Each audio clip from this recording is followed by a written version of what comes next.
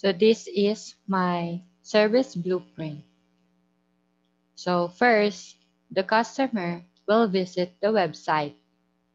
So the second thing to do is the customer will book a service. Then the next one will be the customers fill out booking form. So after that, the booking manager will confirm of details and the availability of cleaning lady. So the next one will be the booking manager sending a pending email.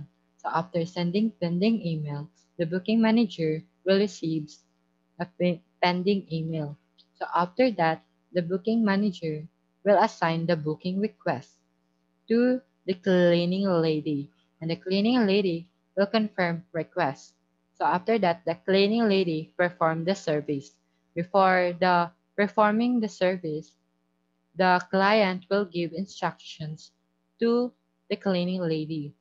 So after that, the cleaning lady will give instructions to the customers in giving feedbacks and or sign waiver.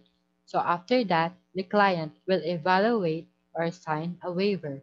After signing or evaluate the waiver, the client will give payment to the cleaning lady, and the cleaning lady will receive the payment of the client. So after receiving, the cleaning lady will remit payment to the booking manager, while the booking manager will record of the transaction.